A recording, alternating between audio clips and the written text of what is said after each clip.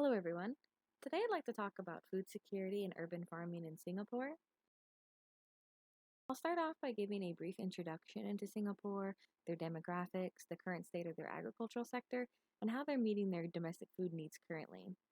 I'll go over some terms that are commonly used interchangeably, and then we'll talk about how Singapore is implementing those principles into its mission to enhance its urban greenery and improve the resilience of its food security.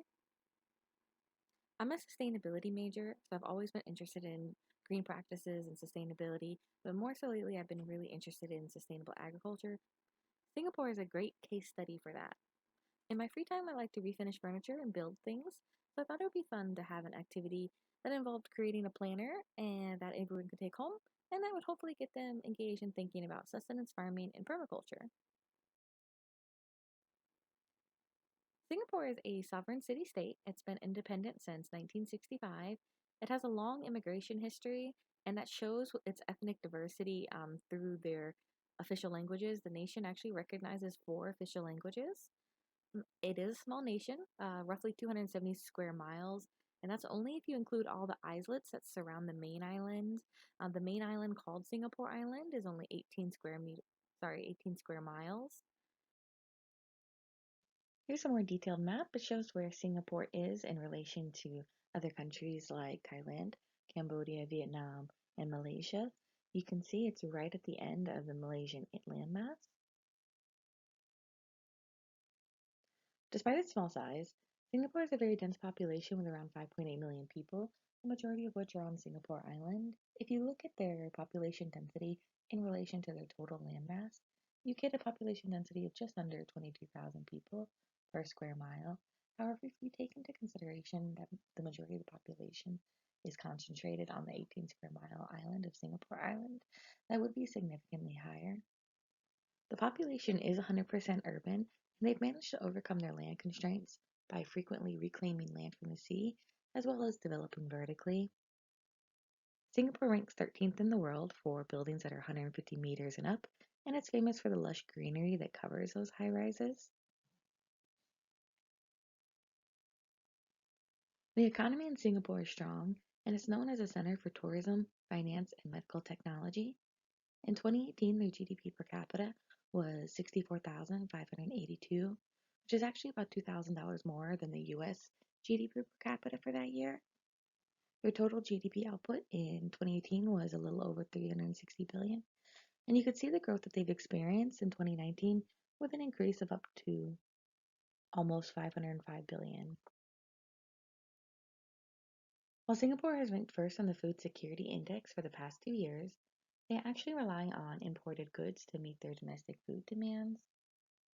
Currently, only 1% of their land area is dedicated to agriculture, and because they have little land, the industry is focusing on innovative solutions and technologies that will improve their self-reliance.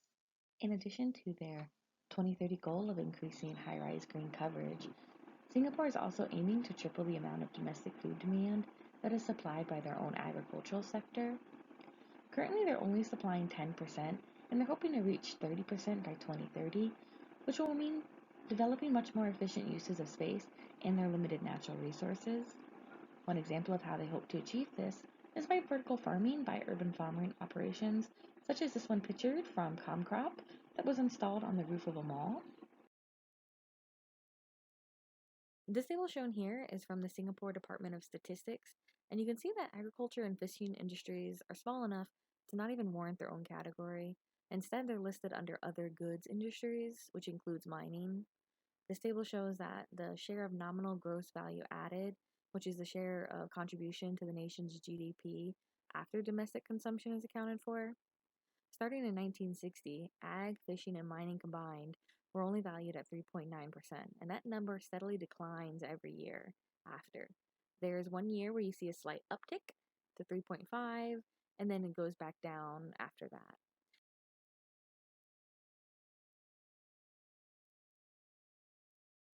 1986, it drops under 1%, and then in 2000, it drops completely down to 0%. From 2000 to 2019, it's remained at that 0%.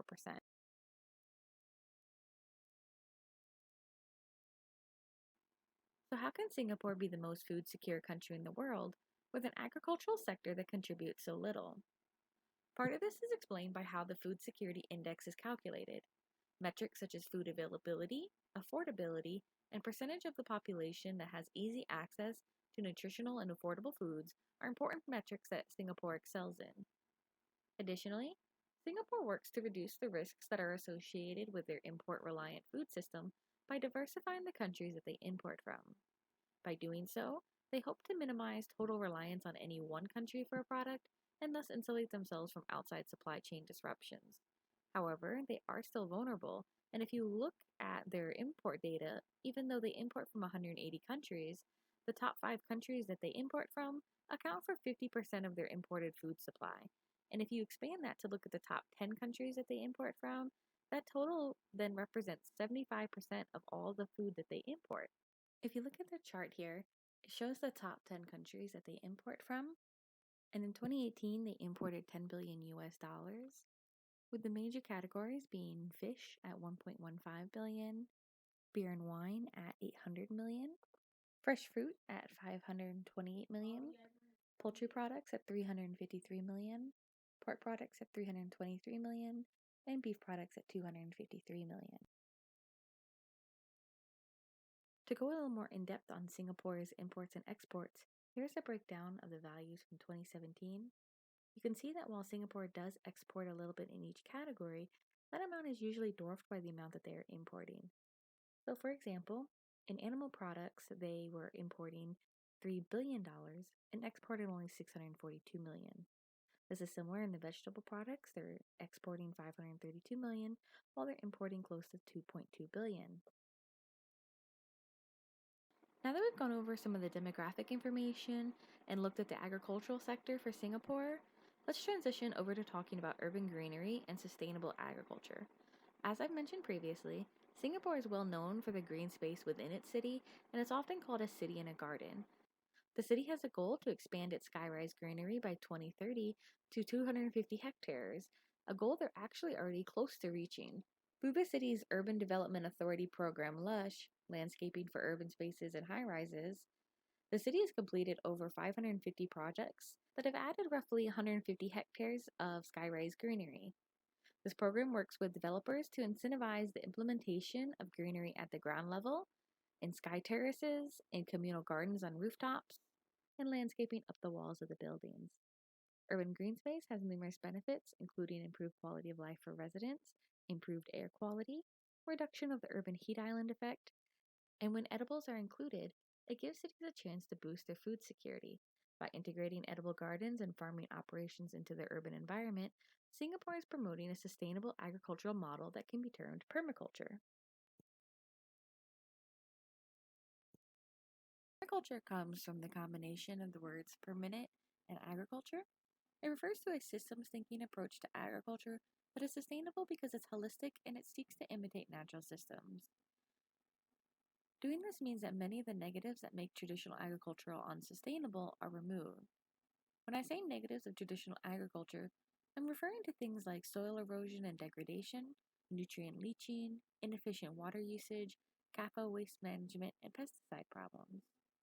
Instead of relying on intensive human inputs, this approach centers around methods that work with the existing environmental conditions. A major component is changing from a linear system that generates waste to a closed loop system that utilizes byproducts for other activities. Permaculture is a great philosophy to follow for sustainable ag because it works to stay within the capacity of the environment, protect the integrity of natural ecosystems, internalize previously external problems, and it promotes innovative thinking.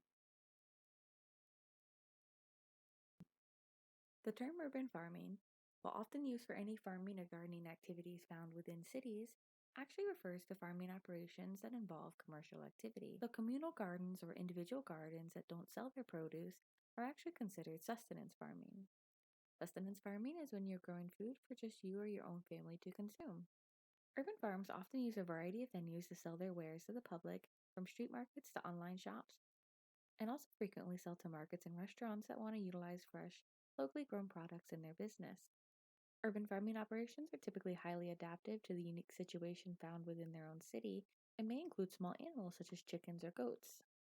Zoning within a city dictates how urban farms can be structured, what their size can be, and what is or isn't allowed. Due to this, local politics play a big role in allowing urban farming initiatives to thrive. I wanted to give an example of what I meant about operations being highly adaptive to their city. In a moment, I'll be going over some examples from Singapore that are tailored to address their issues. But first, I'd like to give an example from the US that is developed differently due to differing conditions. In Detroit, Michigan, the Michigan Urban Farming Initiative has taken an innovative approach to deal with the complex web of problems that are facing Detroit. Detroit has dealt with a weakening economy ever since steel and auto industries moved out of the region, leading workers to leave to seek work elsewhere, causing businesses to go out of business, and a high rate of foreclosures. This has resulted in a high number of city owned properties that are sitting vacant and becoming derelict. The Michigan Urban Farming Initiative has worked to purchase some of these city owned lots and create a network of urban farming projects that tackle multiple issues at once, including food security and community investment.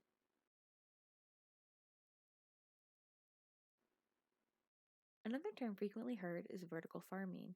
This is something that is seen in a lot of urban farming operations because it's great for areas where space is limited.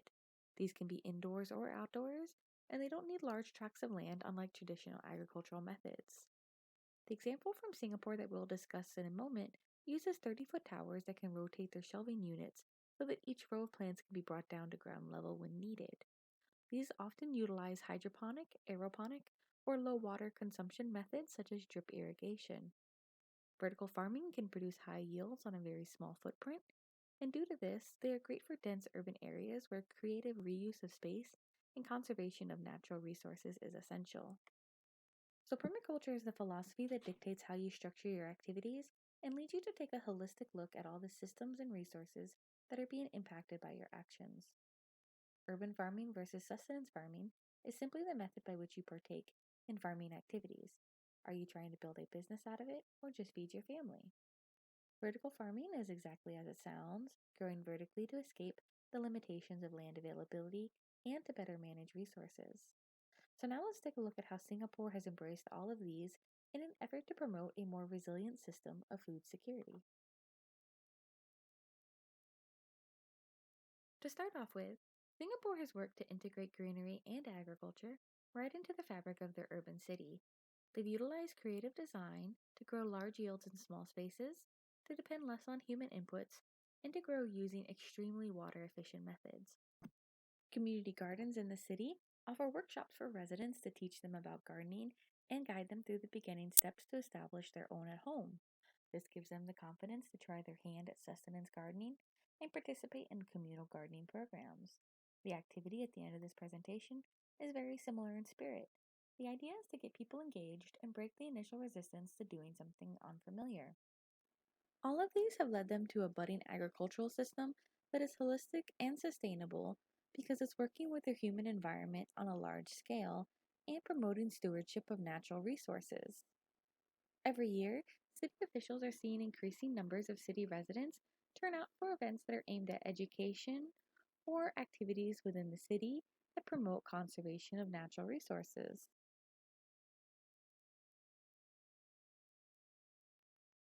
Comcrop was one of the first urban farming operations in Singapore, utilizing empty roof structures to build greenhouses and vertical farming units. The founders saw the need for increased domestic production in order to truly secure a stable food supply. Currently, Comcrop operates two large rooftop farms that provide fresh produce for residents to buy directly from markets or from online stores. They also sell to many stores and restaurants in the area. As of 2016, it was estimated that their produce made up about 2% of the herbs and greens available at local stores and markets. Sky Greens, which I'll go over in more detail in the next slide, was estimated to supply up to 4% of the population with leafy greens in 2016. Foodscape is another interesting company that I wanted to mention. They help schools, companies, and private homes develop edible gardens that can either be sustenance, for profit, or a mix of both. Skycranes was one of the first vertical farming operations in Singapore, and it's developed an innovative system of 30-foot tall rotating towers that produce about 10 times the yield of traditional farming for the same space, and it also reduces human labor inputs by 75% and water usage by 95%. They found great success in Singapore and have now branched out to other countries as well. The units are highly customizable, so they've been able to make the best of previously underutilized spaces, much like Comcrop. They have over 2,000 towers in operation, and as of 2019, they were reported to be harvesting as much as half a ton of produce per day to sell at local markets. In 2019, Sky Green was the first in the world to get a newly developed national certification for organic urban produce that addresses the unique issues of resource and land shortages surrounding urban farming. Sky Greens embraces permaculture philosophy, and a quote from their website really showcases this, as they say they seek to provide a whole repertoire of complete urban solutions and enable cities to self sustain in urban farming ecology with minimal reliance on imported fertilizers and resources.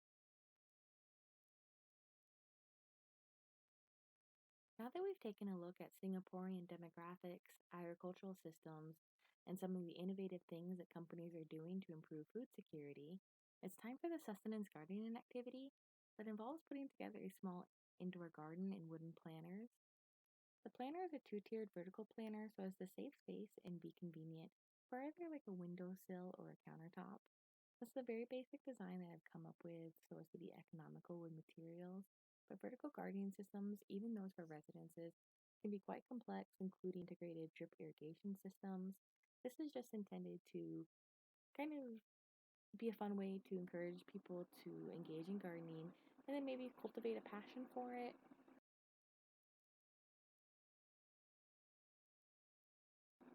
Ideally, these planters would be made of reclaimed wood, but for this set, I had to buy the lumber because I couldn't find the right materials in time. They're made from 1x4s and 1x2 furring strips, and they're really inexpensive to make.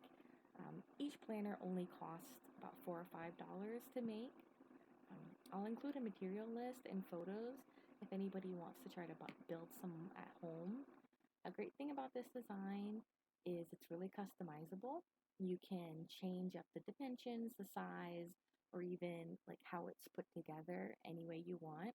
If at first it doesn't quite work out, don't be discouraged.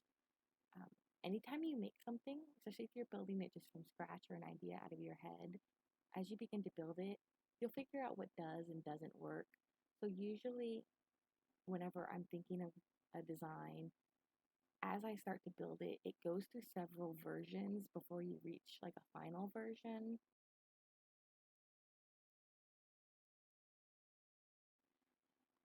Actually, with these planners, you will notice that each one is just slightly different. Um, I think if I built some more now, I would have a better idea of exactly how I would want to build them to make them be the most stable. Another great thing about this design is since it's using recycled glass and tin containers, it's easy to just take one out and put it in a sunny spot if you have a plant that needs more light than the others.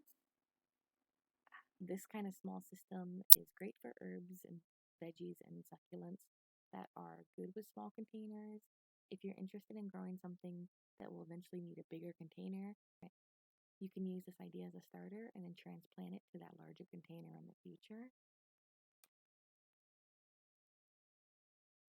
So here for the planter plans, what I'm going to do is include a material list and then some photos. The lumber listed here is enough to make one planter. And like I said before, if you want to change the dimensions, just change everything kind of accordingly and kind of play with it and make something unique would be really interesting. When I went, I purchased several 8-foot lengths of both 1x4s and 1x2 furring strips. If you have a smaller car and you go someplace like Lowe's, they will actually cut it for you. They will cut it, each board, they will cut once for free. And then after that, I think they charge, but it's not much.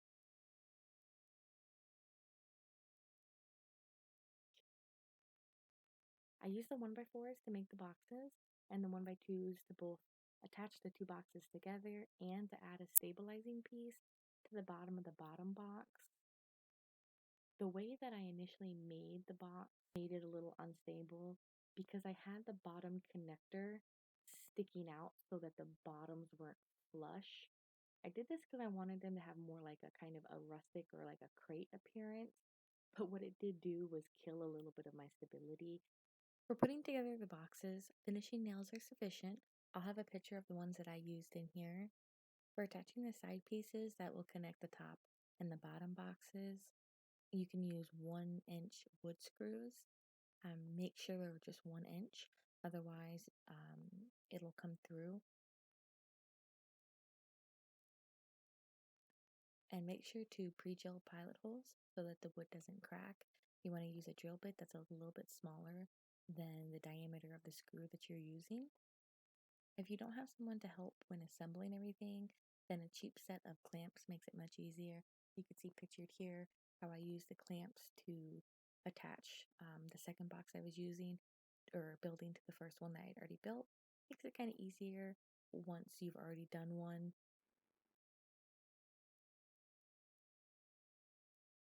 Okay, so for everyone who made it to the end of this very long video, thank you for watching. I just wanted to add a brief addendum. Obviously I had planned on doing this mock shop as an actual 30-45 minute interactive workshop on campus with a couple of students, but with recent events I couldn't do that. So I just wanted to go over a few tips and tricks that I would have been telling everyone there um, that was involved with the workshop, if it had happened. One of them was just to kind of stress the importance of sustainable, responsible materials. Ideally, using recycled materials is always best. And there's a lot of places that you can look for lumber. Things like pallets are an obvious choice nowadays because there's a lot of people doing craft work with those. But you can also look for people who are disposing of old fencing, who maybe have like a shed or small building that is being dismantled. And even old furniture can be a great place to look. Sometimes furniture that seems no good can be broken down into individual pieces. There's often wood boards within old couches, recliners, mattresses, and bed frame slats. If it's something that's made with real wood, a desk or dresser that's otherwise no good can have the top removed, and then you can cut that into strips of lumber on a table saw. For the containers, I suggest utilizing recyclables as well. For this project, I found some old metal tea tins and a bunch of large glass jars from thrift stores. The metal is easy enough to drill a drainage hole in. For the glass containers, you can either buy a special bit, like I did, to drill holes in glass, or you can add rocks and moss to the bottom to create an area where the excess water can drain down. You just have to be careful not to soak the soil and pay attention to the water needs of the individual plant. So it just depends on what you feel comfortable doing. If you use a drill bit to drill in glass, you usually have to make sure to have a constant stream of water at all times going over it so that it doesn't break. Remember, if you do this, buy potting soil, not gardening soil, and check the pot size needs for the plants that you buy, or sorry, the seeds that you buy. Different seeds have different recommendations for both the pot diameter and the pot depth that is optimal for the plant. So if you look at that, you can easily choose what you want to buy based on whether or not you want to eventually transplant it to a larger pot or just keep it, in the smaller containers. Many herbs do really good in small pots. I think I mentioned this earlier, but a lot of the fresh herbs that are great to cook with are great in the smaller pots, and it's really nice to have on hand. Me personally, I love having fresh basil and rosemary all the time. Um, so once again, thank you for taking the time to watch this video. Please stay safe and healthy,